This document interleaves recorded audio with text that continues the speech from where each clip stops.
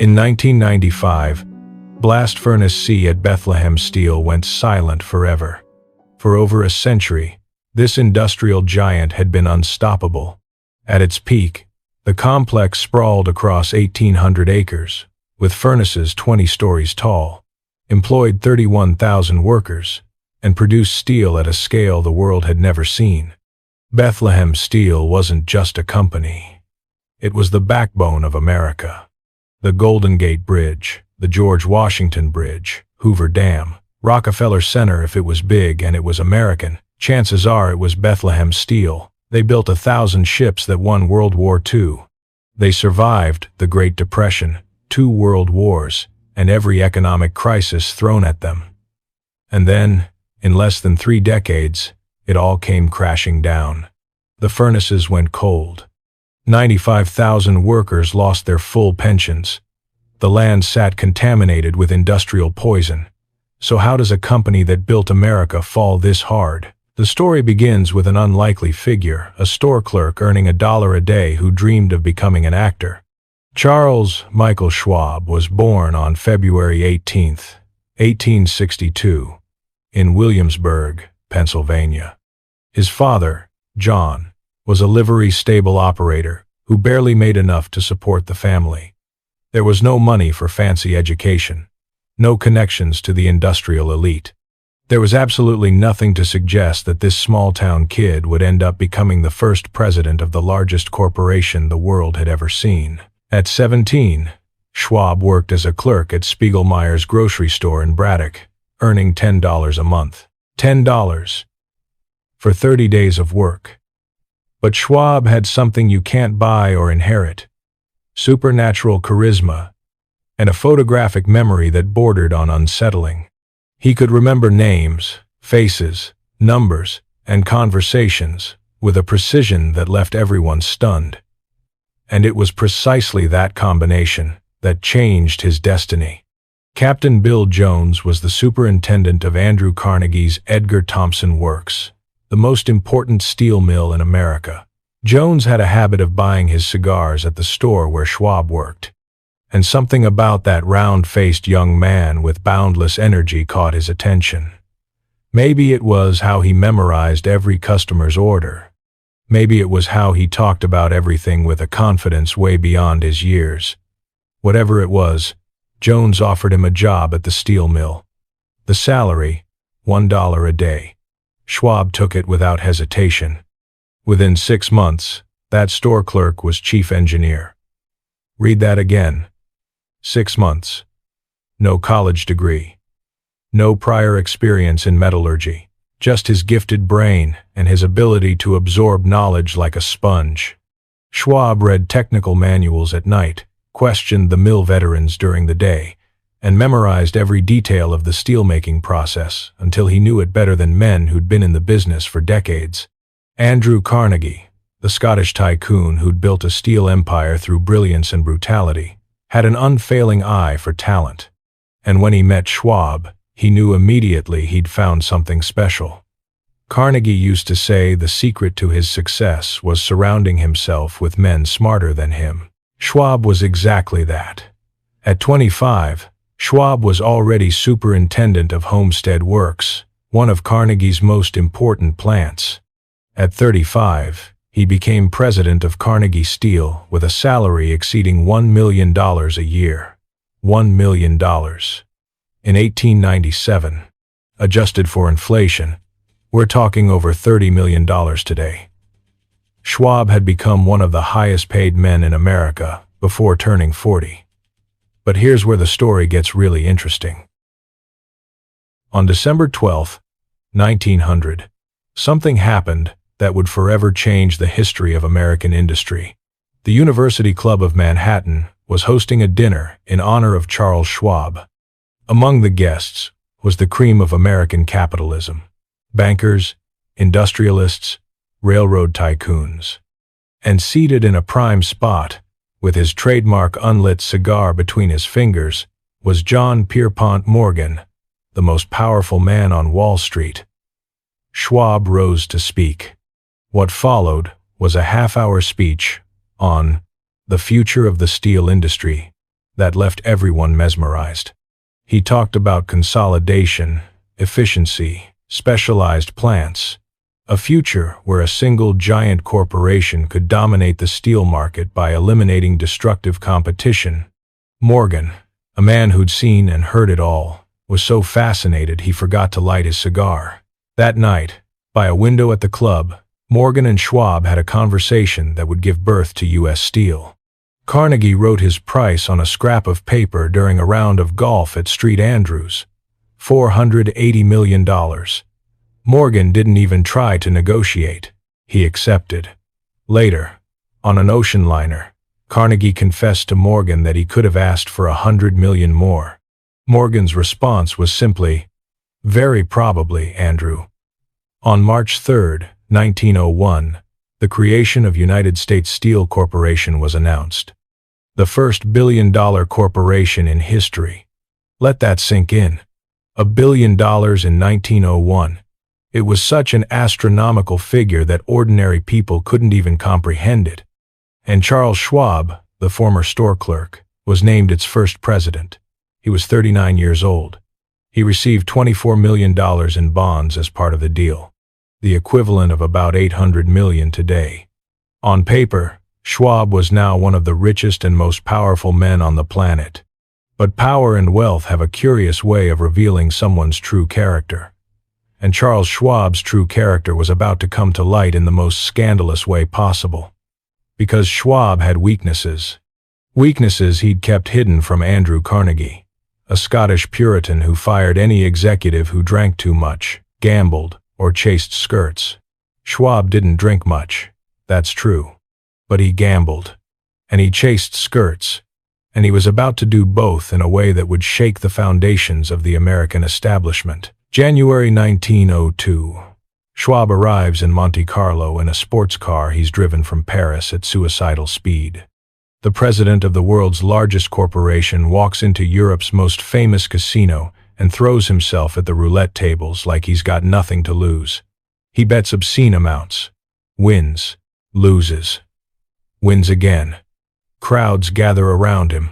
Reporters take notes. And then comes what would make headlines explode across America. Schwab breaks the bank. On January 13th, the New York Sun's front page screams, "Schwab breaks the bank." The story goes that he bet on 26, won 50,000 francs, and left the table surrounded by an ecstatic crowd. Carnegie was furious, absolutely furious. The man who'd given him everything, who'd elevated him from nothing to the pinnacle of the industrial world, felt personally betrayed. He sent a telegram with one devastating sentence.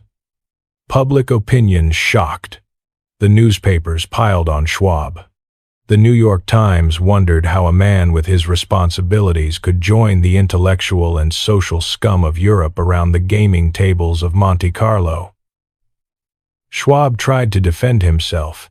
He issued a pathetic statement saying yes, he'd visited the casino, but the reports of sensational gambling were false. It was technically true. It was also completely irrelevant. The damage was done.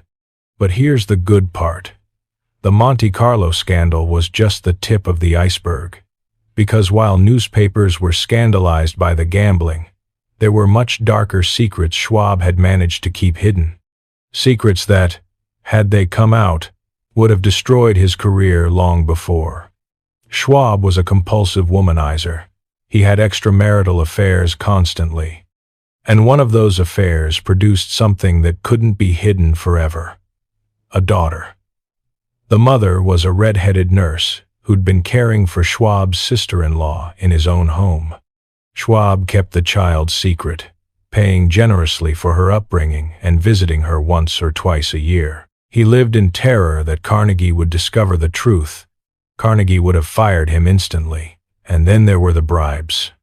Schwab was a master of what we'd now call creative diplomacy.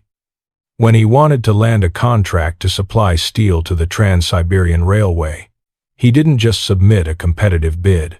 He bought a necklace worth $200,000 and gave it to the mistress of Grand Duke Alexis Alexandrovich of Russia.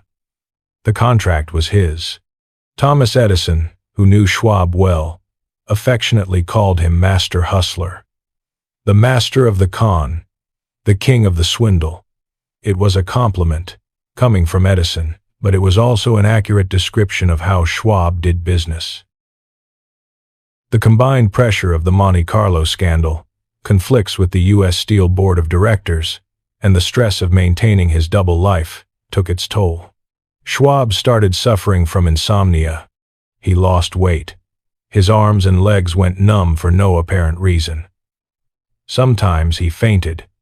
In 1903, he resigned from the presidency of U.S. Steel. But Schwab wasn't the type to walk away defeated. He already had a plan B, a plan he'd been cultivating in secret while presiding over the world's largest corporation. In August 1901, while still president of U.S. Steel, Schwab had quietly bought control of a small company called Bethlehem Steel Company. It was a personal investment, a side bet. Nobody paid much attention. But when Schwab left U.S. Steel, he poured all his energy, all his ambition, and all his genius into that small Pennsylvania foundry. In December 1904, he created Bethlehem Steel Corporation, and he spoke the words that would define the rest of his life. "I'm going to make Bethlehem the best steel plant of its class, not just in the United States but in the entire world." But first, Schwab needed a gamble, a big gamble, the kind of bet that could make him a legend or destroy him forever. He found it in an English engineer named Henry Gray. Gray had developed a new process for making steel beams with a different profile.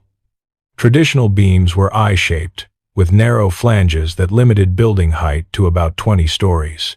Gray's beams had much wider flanges, creating an H-shape that was stronger, lighter, and cheaper to produce. The problem was, nobody had tested the process at industrial scale. It was theory. It was potential. It was a huge risk. Schwab paid $5 million for the patent rights. $5,1905. An absolute fortune bet on unproven technology. When his secretary asked if he was sure, Schwab replied with a line that would become legend. "I've thought it all through, and if we're going to go broke, we're going to go broke big."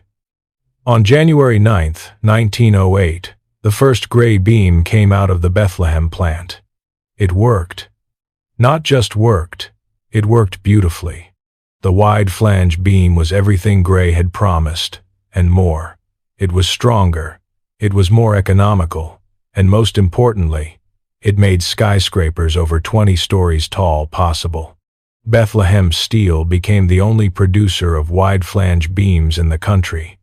When U.S. Steel tried to secretly build a competing mill, Schwab sued them for $250 million. The 1929 settlement allowed U.S. Steel to produce their own beams, but paying royalties. The original Gray mill ran for 87 consecutive years, until 1995. And the beams that came out of it literally changed America's skyline. The Golden Gate Bridge. 83,000 tons of Bethlehem steel, shipped through the Panama Canal to San Francisco. The George Washington Bridge. 113,000 tons. The longest bridge in the world when it opened. Rockefeller Center. The Waldorf Astoria. Madison Square Garden. Hoover Dam. The Panama Canal locks. Alcatraz Prison. The Coney Island Ferris wheel. Building after building, bridge after bridge, structure after structure. The skeleton of modern America bore the Bethlehem Steel stamp. And here's something very few people know. For decades, it was believed that the Empire State Building and the Chrysler Building were also built with Bethlehem steel. It was part of the myth, part of the legend. But an investigation by the Morning Call newspaper in 2020 proved that both buildings were actually built with Carnegie steel. The confusion arose because Bethlehem beams had become a generic term for any wide flange beam, regardless of who made it. It's like calling any tissue a Kleenex. Bethlehem had defined the category so completely that its name became synonymous with the product. The Bethlehem plant was a beast.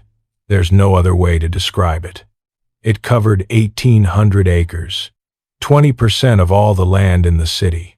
It stretched 7.5 miles along the Lehigh River. At its peak, 7 blast furnaces operated, the 2 largest over 230 feet tall. That's 20 stories. 20 stories of roaring metal, spewing fire 24 hours a day, 7 days a week. Machine shop number 2 alone was the length of 17 football fields. 31,000 workers passed through those gates every day, feeding the beast with their sweat and, all too often, with their blood. Because behind the gleaming bridges and sky-touching skyscrapers was another reality.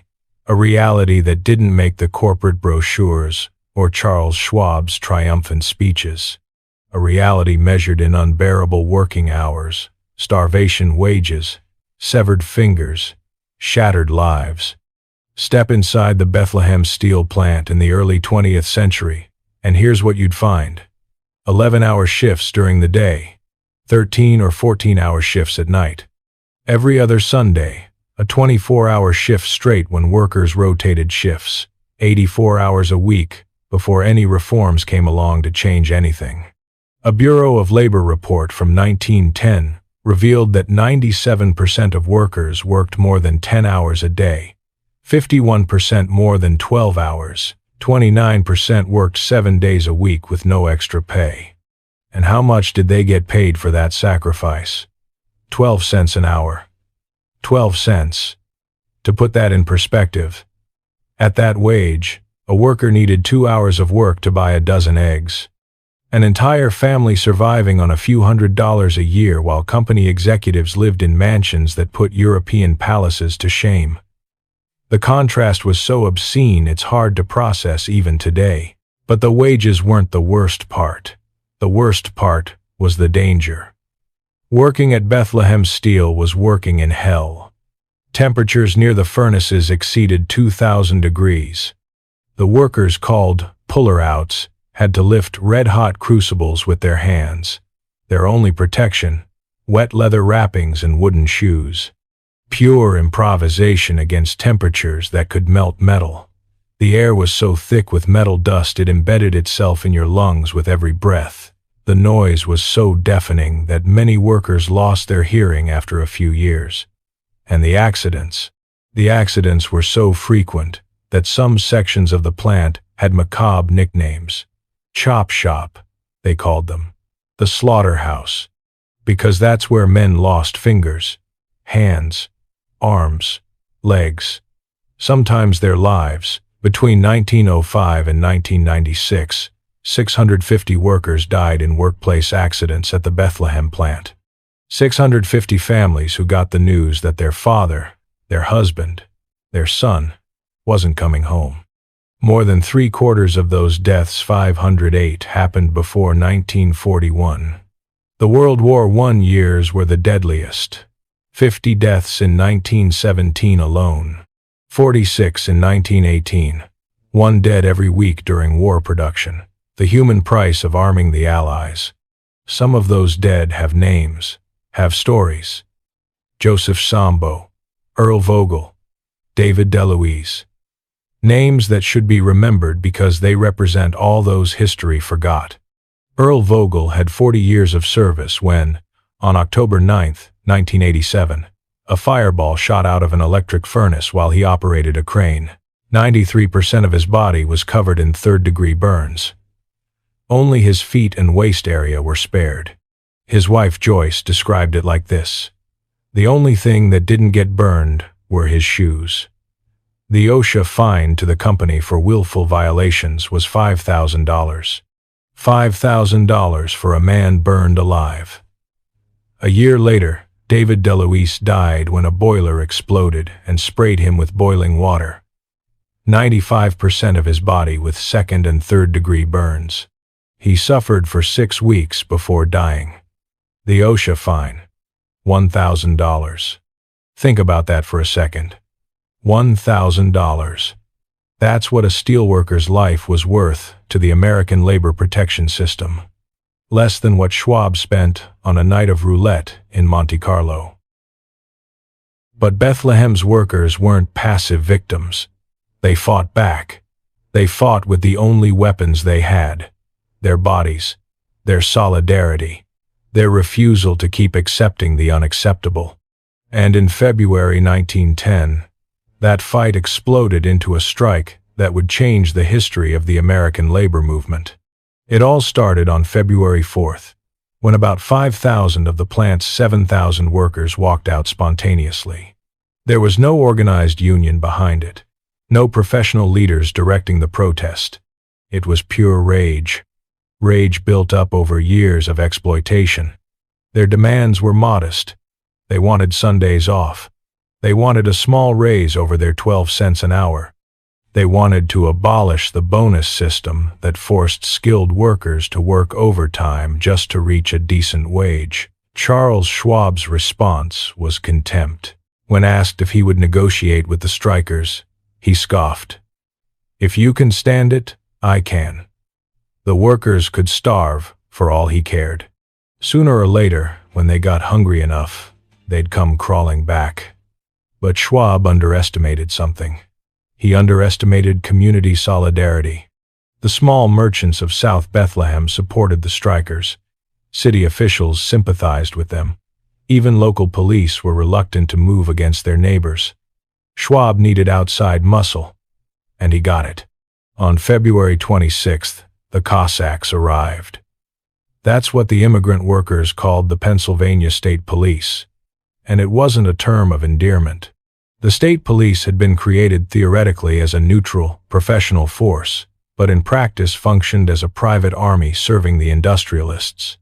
Their track record in the coal mines was terrifying: beatings, shootings, systematic brutality against anyone who dared challenge the bosses. One trooper once confessed that his main method for dealing with strikers was ride into them, grab them, and club them. On Friday, February 25th, workers organized a 5-hour parade through the streets of Bethlehem. It was a peaceful show of strength. Thousands of men, women, and children marching to show that the entire community stood behind the strike. The Cossacks had arrived that morning. They went straight to Bethlehem Steel's offices to receive instructions. And then the violence began. The troopers charged into the crowd on horseback. They beat men, women, and children indiscriminately with their clubs. A 70-year-old man named James Gallagher was beaten unconscious simply because he didn't move fast enough when a trooper ordered him to clear out. Blood ran down the pavement as the Cossacks chased protesters through the streets of South Bethlehem. And then the unforgivable happened. Joseph Szambo was a 37-year-old Hungarian immigrant. He worked 12-hour shifts for 12 cents an hour. He had a wife. He had children. And that day, his wife was pregnant and had an upset stomach. She asked him to go buy wine to settle her nausea. Szambo went to the Majestic Hotel, a place known as a meeting point for strike organizers. But Szambo wasn't an organizer. Szambo just wanted to buy wine for his wife. He stayed at the bar waiting for things to calm down outside. And then a trooper on horseback, chasing protesters, who'd allegedly shouted insults at him, fired through the hotel's open door. The bullet found Joseph Szambo. It killed him instantly. The man standing next to him was seriously wounded. The trooper's name was John Mangan, or Moan, or Monahan. Even the historical records can't agree on how to spell his name.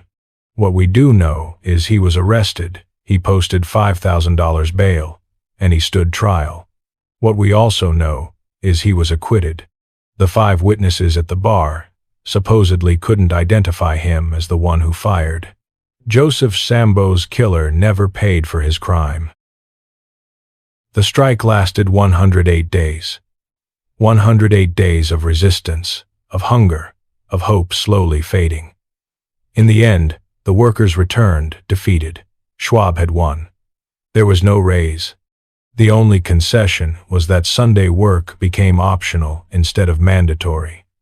But it was a hollow victory, because wages were so low that no worker could afford to turn down the extra hours. And Joseph Szambo was still dead. and his 7 brothers kept seeking justice for years without ever finding it. Schwab tried to smooth things over after the strike. He launched what he called welfare capitalism: company bans, sporting events, small wage increases. It was pure paternalism, an attempt to buy worker loyalty with crumbs while he kept piling up millions. But Schwab never really understood why the workers had exploded. He never understood that the problem wasn't that the company was missing a brass band. The problem was that men were dying burned alive for a $5,000 fine. The problem was that entire families survived on starvation wages while he built 75-room mansions. The problem was a system designed to extract every last drop of value from workers' bodies and discard the remains when they were no longer useful. But the story of Bethlehem Steel doesn't end here, because the worst was yet to come, and the best too. Because in September 1939, as Europe plunged into the most devastating war in human history, a Bethlehem Steel executive gathered his directors and spoke the words that would define the next decade. Eugene Grace was born in 1876 in Cape May, New Jersey. He was captain of Lehigh University's baseball team, with a batting average of .400. The Boston Braves offered him a professional contract at $200 a month. Grace turned it down to work as a crane operator at Bethlehem Steel for $45 a month. Schwab noticed him, sent him to Cuba to fix problems at the iron mines. Grace succeeded. In 1916, at 37, he became president of Bethlehem Steel. Grace was a different man from Schwab. Colder, more calculating, more ruthless. He'd turned down a contract with the Boston Braves to work at a steel mill for less than a quarter of the salary. That tells you everything you need to know about his priorities. He hated unions with a visceral passion bordering on pathological. He hated Franklin Roosevelt with an even greater passion. He once threw a relative out of his private box simply for voting for Roosevelt. At Christmas, he didn't give workers bonus checks. He gave them turkeys, frozen turkeys, while he collected bonuses of over $1 million.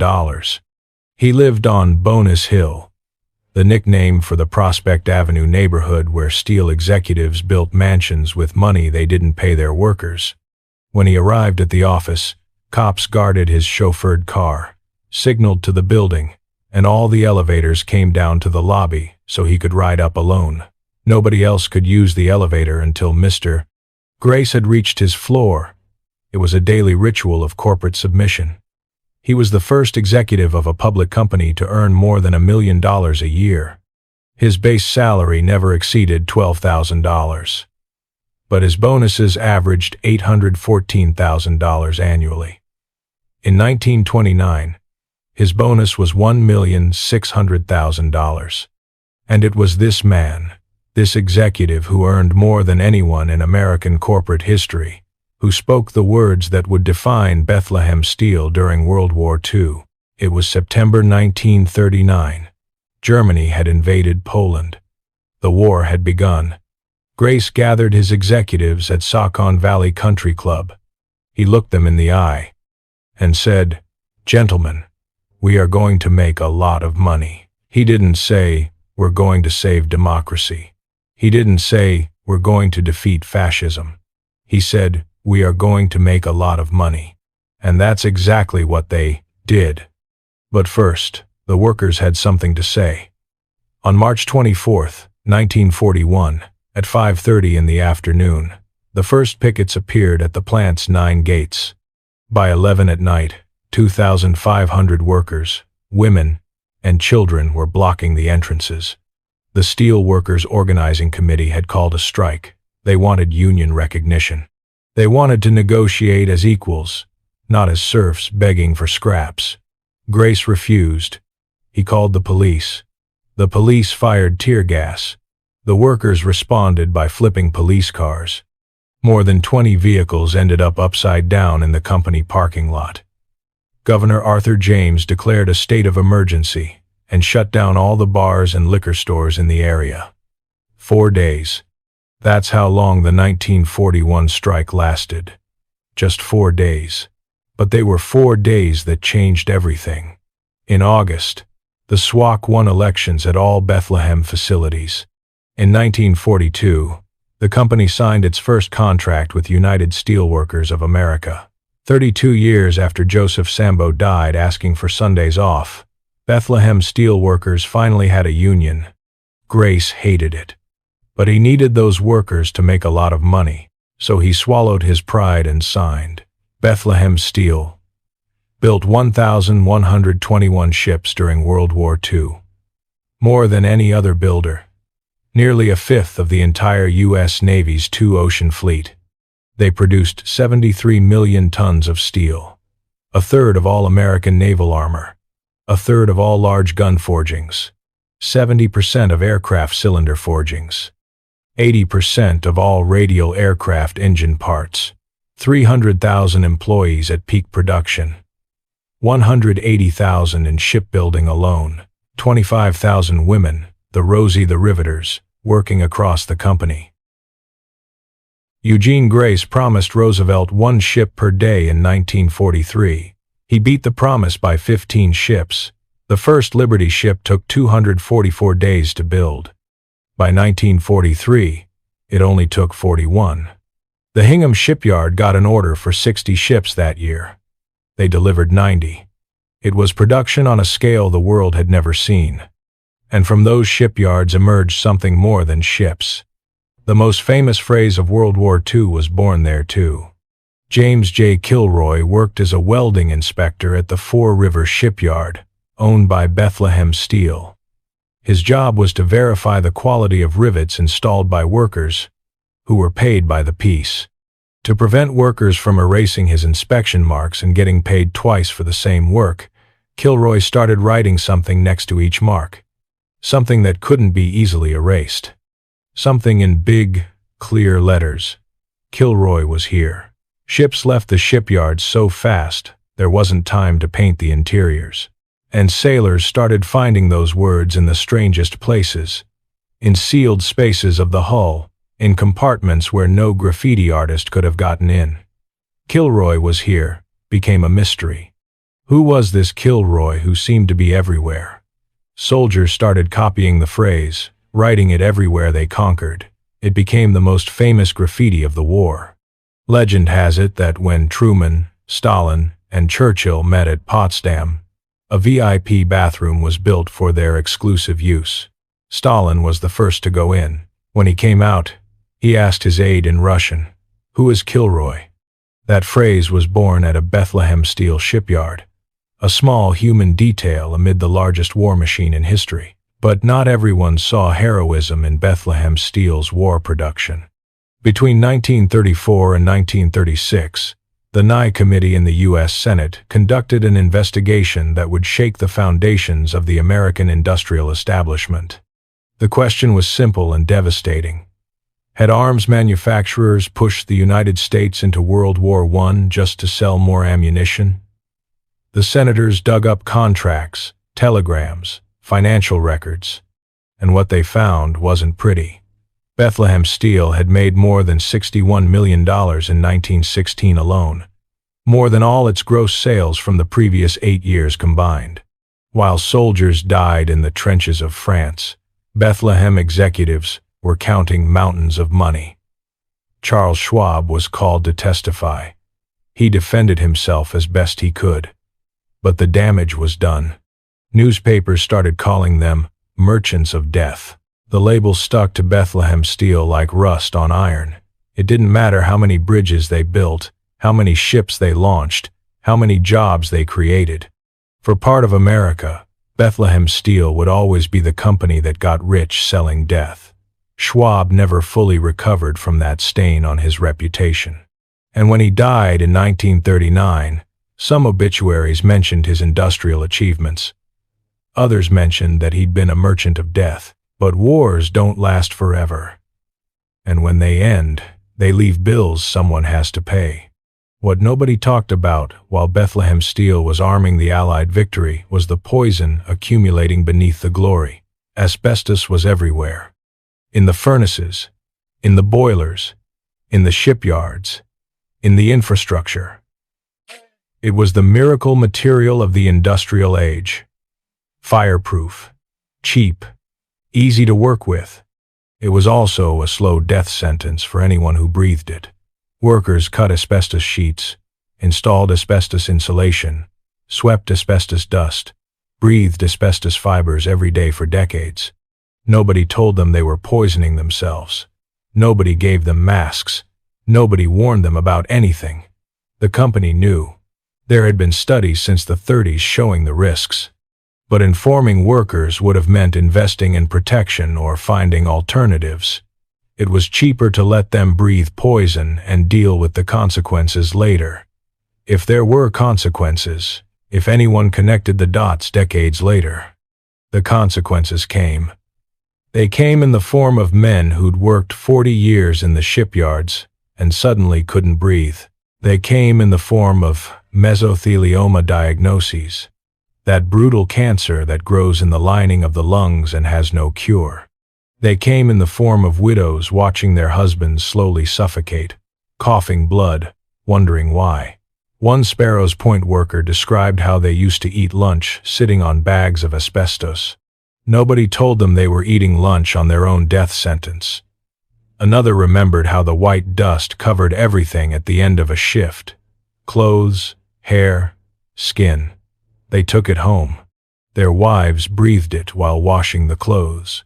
Their children breathed it while hugging them when they came home from work. Entire families poisoned by the simple act of welcoming Dad home. The lawsuits started coming decades later. By the year 2000, Bethlehem had faced more than 400 individual lawsuits, with expectations of over 3,000 additional claims. Verdicts of $15 million, of $1.3 million. But no amount of money gives back the lungs that asbestos destroyed. No check resurrects the dead. And then there was the contamination of soil, water, air. In April 1990, the EPA announced it had found 104 toxic waste dumps in the 2.5 square miles of the Lackawanna plant. 104. Chemicals were leaking into groundwater, contaminating 6 streams, poisoning Lake Erie. Toxic particles were blowing with the wind toward the residential areas of Buffalo and Lackawanna. Bethlehem Steel had already paid $1 million in state fines, plus $28 million to clean up its coke ovens. But that was just the beginning. Bear Creek, near the Sparrows Point plant in Maryland, remains a Superfund site today. In 2022, it was designated a federal priority for cleanup. But the numbers in an EPA report don't tell the real story. For that, you have to go to Turner Station. Turner Station is a predominantly black neighborhood in the shadow of what used to be Sparrows Point.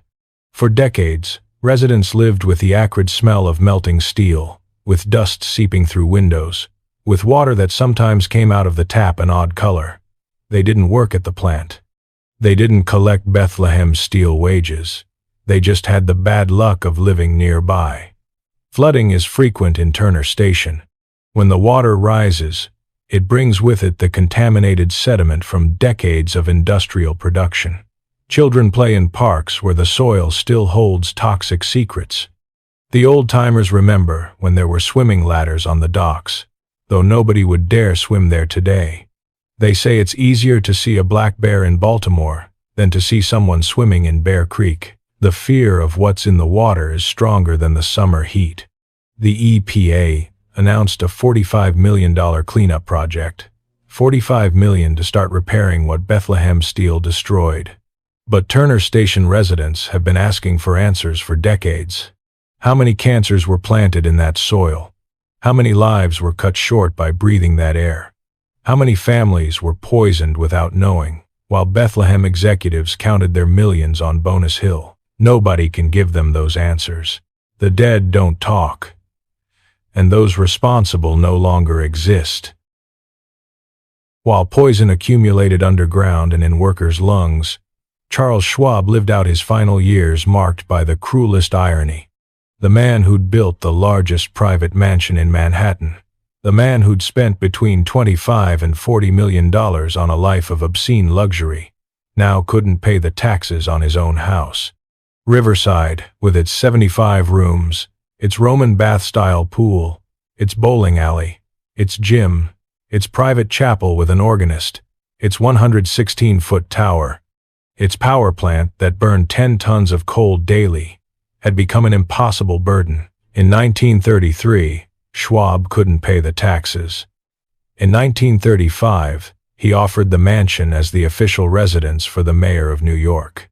He thought it would be a magnanimous gesture, a way to preserve his legacy. Mayor Fiorello LaGuardia visited the place, walked through it with an impassive expression, and when asked if he'd accept living there, he responded with 3 words that became legend. Me? In that? The largest mansion in Manhattan, rejected as too ostentatious even for the mayor of the world's most ostentatious city. In 1936, Schwab put it on the market for $4 million. Nobody wanted to buy it. It had cost $7 million to build, not counting the additional $1.5 million just for art for the gallery. Now, it was worth nothing.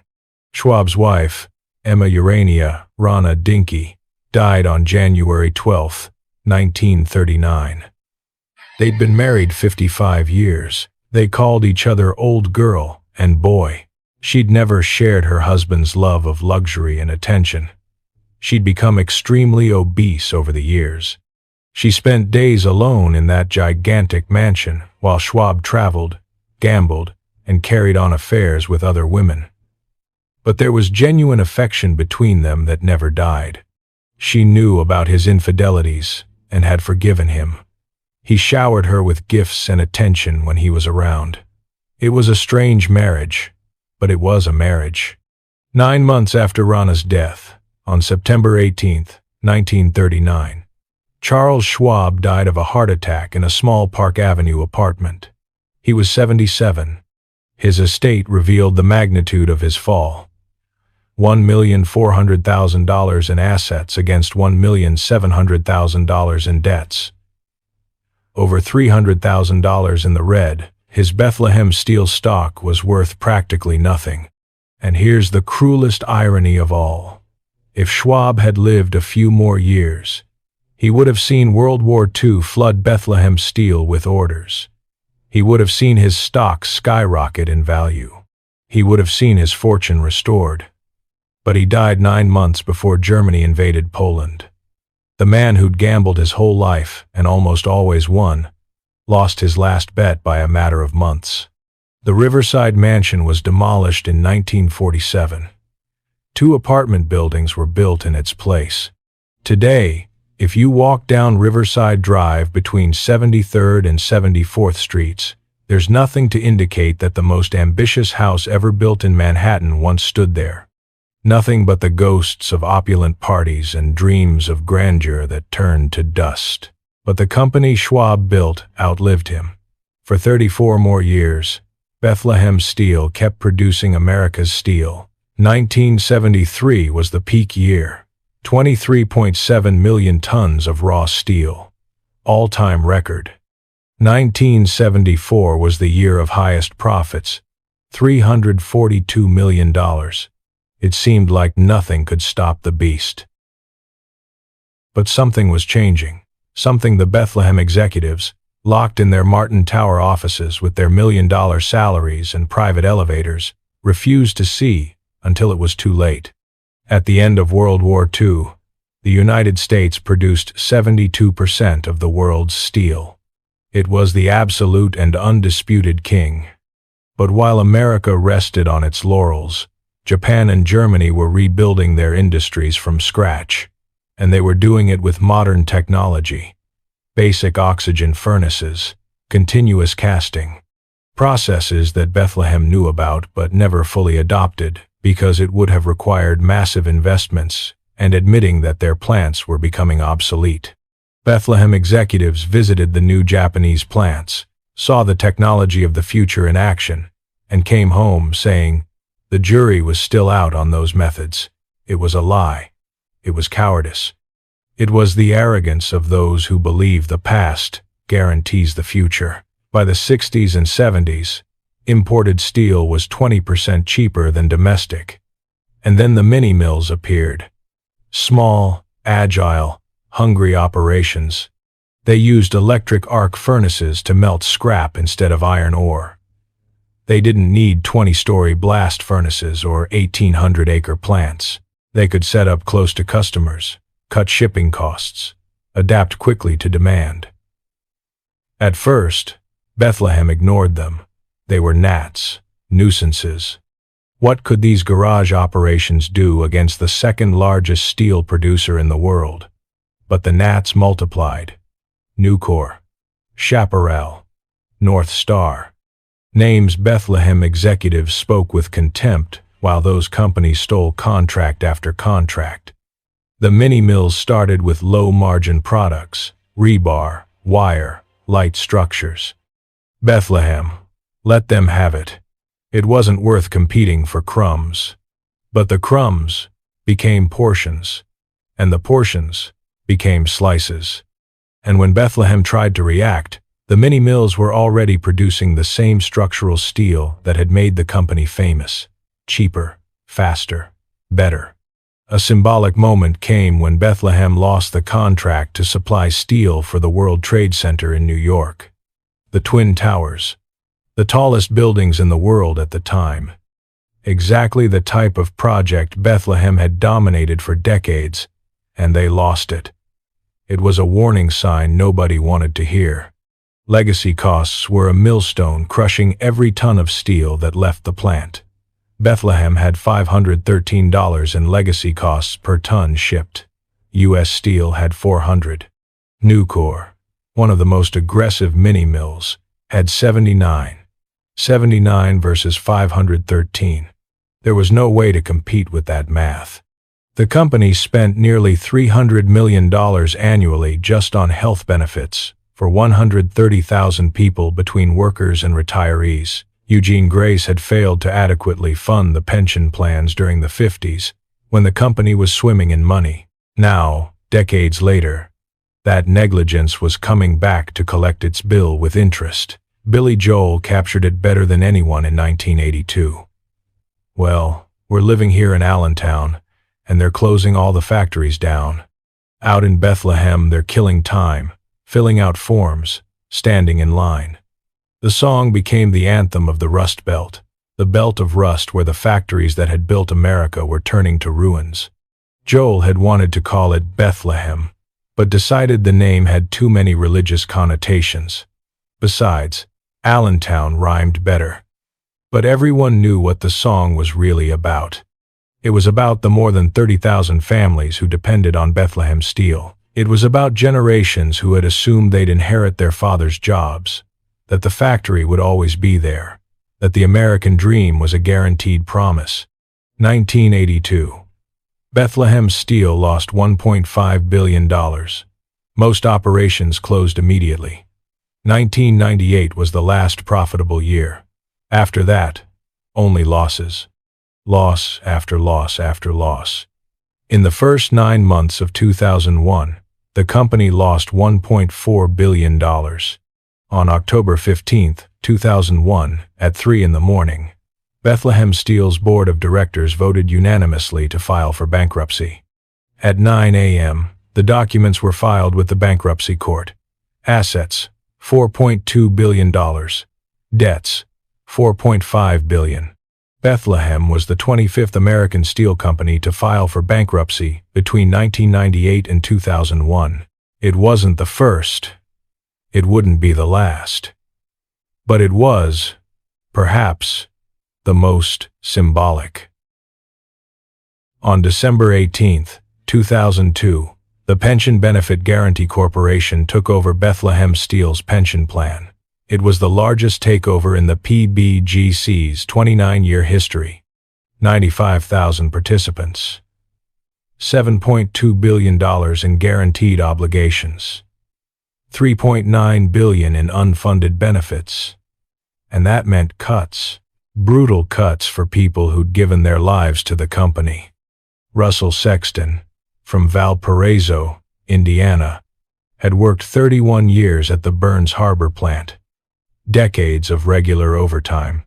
He retired in early 2001 with an annual pension of about $30,000. After the PBGC cut, he went down to about $17,700. "I'll probably lose my house," he said. "I just went from a middle-class income to poverty level." He and his wife also lost their Bethlehem health insurance, which the PBGC didn't cover. Nobody had told them at their retirement meeting that something like this could happen. About 7,000 retirees saw their pensions cut, some by 50%. And as if that weren't enough, the PBGC discovered it had been overpaying many retirees during the transition period. Now it demanded they pay back the overpayment. Some owed $15,000. The PBGC took 10% of every monthly pension check until the debt was settled. If they died before finishing payment, they didn't try to collect from their heirs. Small comfort for people who'd already lost half their income. On May 1, 2003, Bethlehem Steel officially ceased to exist. International Steel Group, formed by investor Wilbur Ross, bought the assets for $822 million. Ross invested $3 million of his own money and ended up making approximately $260 million. Not bad for buying the remains of what had been the second largest steel producer in the world. But here comes the irony nobody could have made up. Wilbur Ross, the man who made himself a billionaire buying bankrupt companies, stripping retirees of their pensions, and reselling the remains for huge profits, was named U.S. Secretary of Commerce in 2017. The fox guarding the henhouse, the guy who'd profited from the misery of 95,000 Bethlehem Steel workers, was now in charge of the country's commercial and industrial policy. When asked about his role in destroying pensions, Ross argued he'd save jobs by buying dying companies. Technically true. Also technically true that those jobs came without the pensions or benefits the workers had earned over decades of service. Russell Sexton lost his house. Wilbur Ross became Secretary of Commerce. If you're looking for a metaphor for how America works, you won't find a better one. In 2005, ISG merged with Middle Steel, ending any American ownership of Bethlehem Steel's assets. While investors and lawyers divided up the corporate carcass, the Bethlehem community tried to survive the apocalypse, because when a factory employing 31,000 people closes, 31,000 jobs don't just disappear. An entire ecosystem disappears. The bars where workers grabbed beers after their shifts closed. The workwear shops went bankrupt. The restaurants that lived off lunchtime crowds pulled down their shutters. The mechanics who fixed workers' cars lost their customers. The dentists, doctors, lawyers, accountants who served steel families watched their patient and client base evaporate. For every job lost at Bethlehem Steel, 2 or 3 more were lost in businesses that depended on those wages. It was an unstoppable domino effect. Families started leaving. Young people left to find work in other cities. The old stayed because they had nowhere to go, because their houses weren't worth anything anymore, because their whole lives were buried in those streets. South Bethlehem, the working-class neighborhood that had pulsed to the rhythm of the furnaces for a century, started emptying out. Houses deteriorated. Crime rose. Schools lost students and funding. What had been a proud, hard-working community, united by steel and shared sweat, was slowly becoming a ghost of itself. And then the casino came. The idea of turning Bethlehem Steel's grounds into a casino seemed absurd at first, even obscene. But Pennsylvania had recently legalized gambling, and the location was perfect. Huge, well-situated, full of infrastructure. Las Vegas Sands Corporation, owned by billionaire Sheldon Adelson, submitted a bid. Adelson was known for 2 things: being incredibly rich and hating unions with visceral passion. He operated the only non-union casinos on the Las Vegas Strip, the Venetian and the Palazzo. And now he wanted to build a casino in the heart of what had been the most important union stronghold in the steel industry.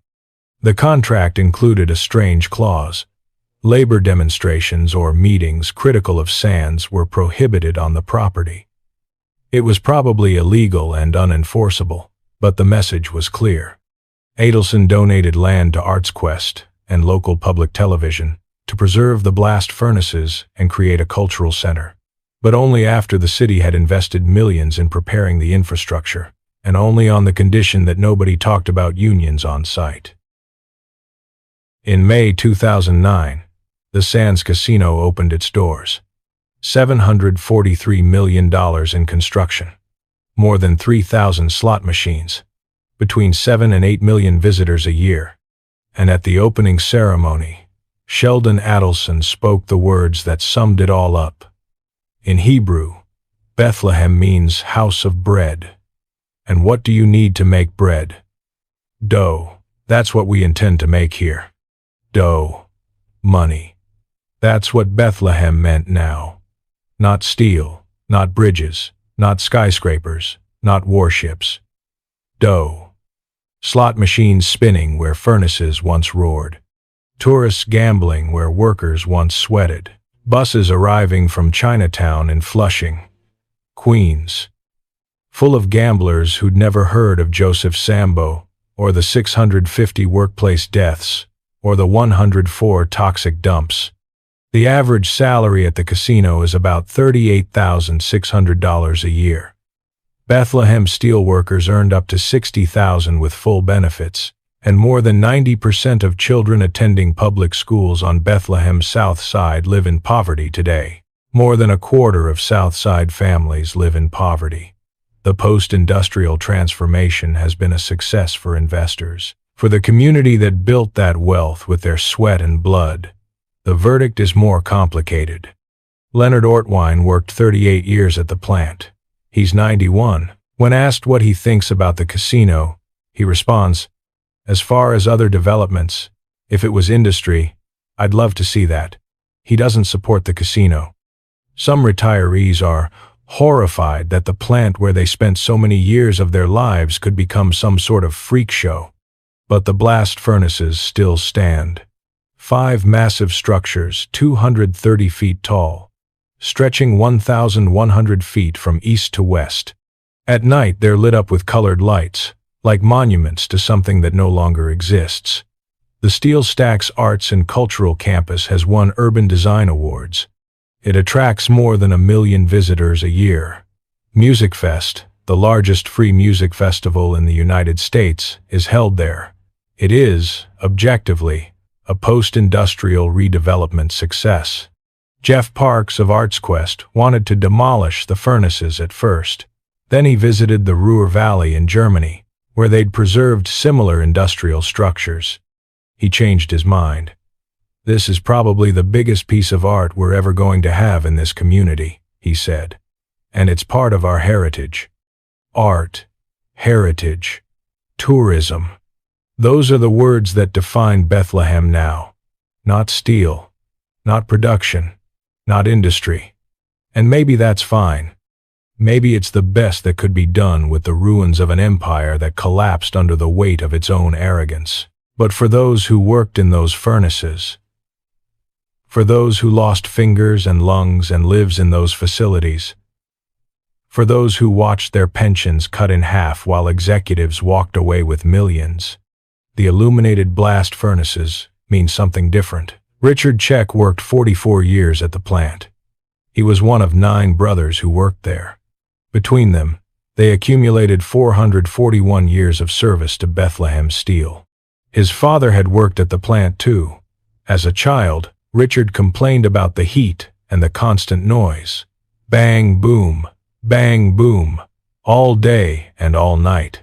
His father told him, "Richie, be happy when you hear that racket, because if you don't hear it, you're going to cry. There won't be any more work." 50 years later, Richard Czech cried. Dad didn't realize his son Richie would cry. They didn't just stop that noise. They shut down the whole plant.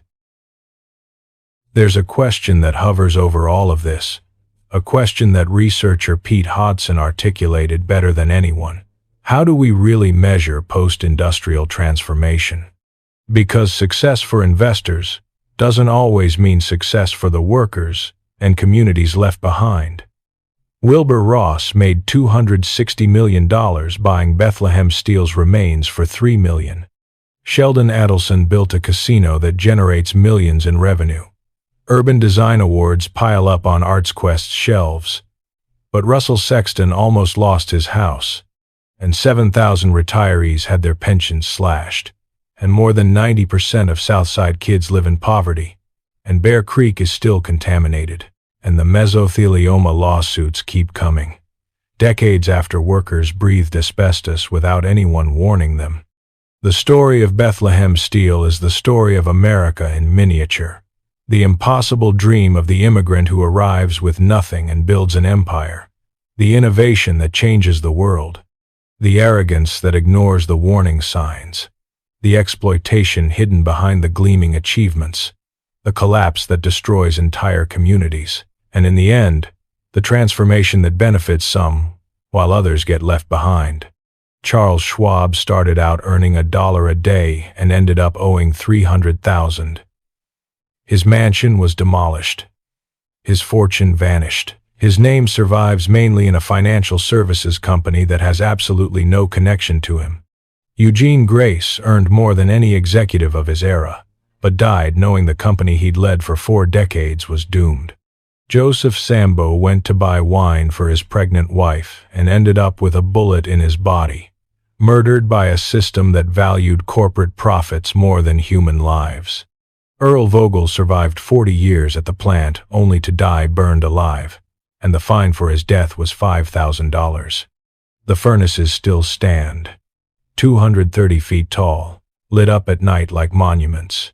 For some, they're preserved industrial art, a testament to human ingenuity and the capacity to create. For others, they're 20-story tombstones, marking the place where an American way of life died, where 650 workers died in workplace accidents, where entire communities were poisoned by toxic waste, where obscene fortunes were built on starvation wages, where world wars were armed, and skyscrapers were raised, and bridges were built that connected the coasts of a continent. Bethlehem Steel, the company that built America's skeleton, the company that armed democracy against fascism, the company that exploited its workers, poisoned its communities, and abandoned its retirees when it no longer needed them. The company Charles Schwab built by betting everything on a wide-flange beam. The company Eugene Grace turned into a war machine and a money machine. The company Billy Joel immortalized in a song about broken dreams and unkept promises. November 18, 1995. The last pour of molten iron flows from Blast Furnace C. Herman Stengel whistles "Amazing Grace" over the loudspeakers. A giant American flag hangs from a crane. Dave Swartz hugs his coworkers with tears in his eyes. For the first time in over a century, the roar stops.